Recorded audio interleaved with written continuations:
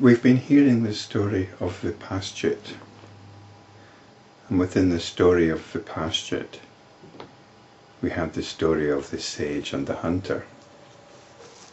And Vipashchit was actually telling the story of the sage and the hunter.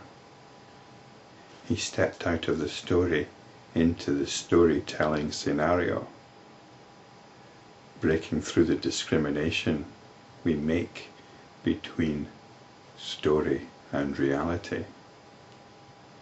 Of course, it's all within one story. And now Valmiki, who's telling the story, brings us back to the storytelling scenario. Valmiki said, the king Dasharatha made adequate provision for the maintenance of Vipashchit, or Basa as he is now known. At that time another day came to an end. The next day the members of the assembly gathered again, and the sage continued. It says sage continued here. I think this is an error, because the sage was referring to the sage and the hunter story, and that sage is no longer around.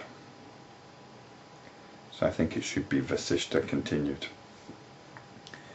Surely that which is seen here is not ignorance.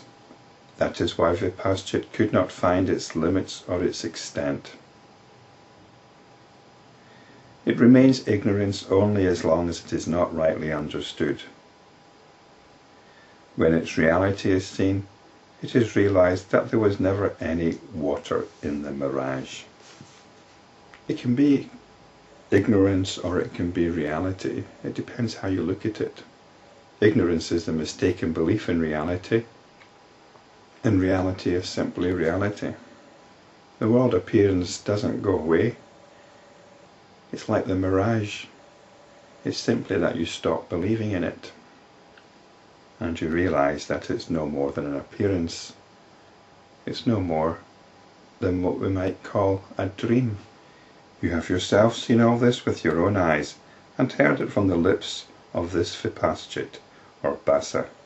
He too will be enlightened, like all of you, when he listens to our discourse.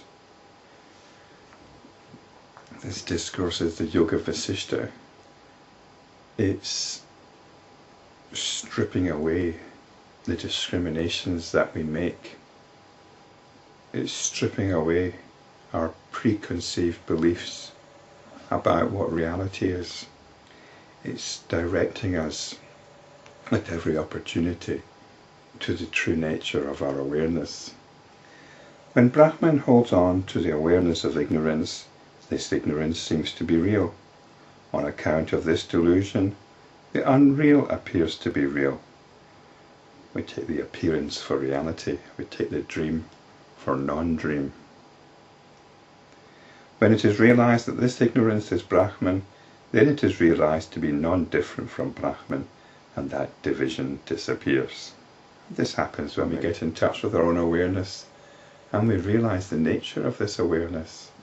You can be in touch with your own awareness, but it might not seem like anything special. These are the veils that we need to lift. This is Brahman. This ignorance gives rise to the most fascinating objects, though it itself is nothing. It's rather like being in a dark room and you start imagining all sorts of things are in it. Quite fascinating, but also quite disconcerting. One who sets out to investigate the extent of dreams soon discovers that they have no limit. One who investigates the extent of the world appearance arising in this ignorance soon discovers that it has none either. And this was what the story of Vipashchit was about, and also the story of the hunter. They both went out in their own ways to explore the extent of the world appearance.